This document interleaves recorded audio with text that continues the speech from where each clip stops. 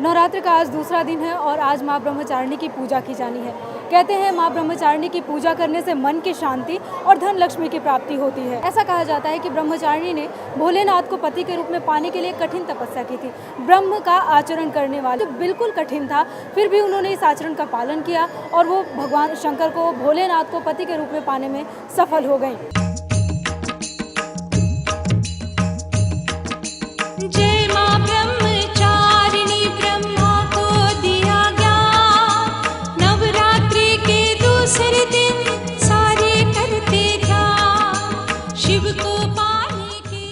माँ दुर्गा का दूसरा स्वरूप ब्रह्मचारिणी है। ब्रह्मा का अर्थ तपस्या से है, जबकि चारिणी का मतलब आचरण होता है, यानी तप की चारिणी, तप का आचरण करने वाली।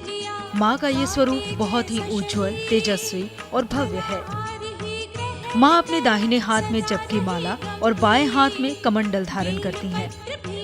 माँ ब्रह्मचारिणी की पूजा करने से मन की शांति और घर में लक्ष्मी का वास होता है। ब्रह्मचारिणी पर्वतराज हिमालय की पुत्री हैं। कहा जाता है कि नारद के उपदेश से भगवान शंकर को पति के रूप में पाने के लिए उन्होंने तपस्या करनी शुरू कर दी। जैसे जैसे दिन बीतते गए, ब्रह्मचारिणी के तप और कठिन होते चले गए। नव दुर्गा के स्वरूप दूसरा ब्रह्मचारिणी के रूप से जाना जाता है। माँ ब्रह्मचारिणी ने जप तप व्रत इतना कठोर व्रत कर दिया कि अन्न जल सब कुछ त्याग कर दिया। भगवान शंकर ने सभी देवी देवताओं की प्रार्थना स्वीकार की और ब्रह्मचारिणी को अपने अर्धांगिनी के रूप में स्वीकार कर दिया। इस प्रकार यह दूसरा नवरात्रा ब्रह्मचारिणी के स्वरूप में जाना जाता है। इनकी कठिन साधना के बाद भी जब भोलेनाथ ने दर्शन नहीं दिए तो वे विश्व रचयिता ब्रह्मा के पास गईं और भोलेनाथ को पति के रूप में पाने के उपाय पूछे और एक बार फिर घोर तपस्या में लीन हो गईं।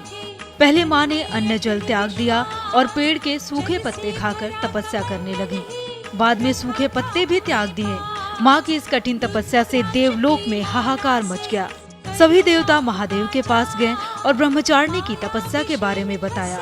आखिरकार महादेव को नतमस्तक होना पड़ा और वो विवाह के लिए तैयार हो गए। इस नवरात्र में आप भी माता रानी के दर्शन करके उनकी कृपा पा सकते हैं। कैमरा पर्सन संदीप लोहिया के साथ Jyoti Roy, A to Z news.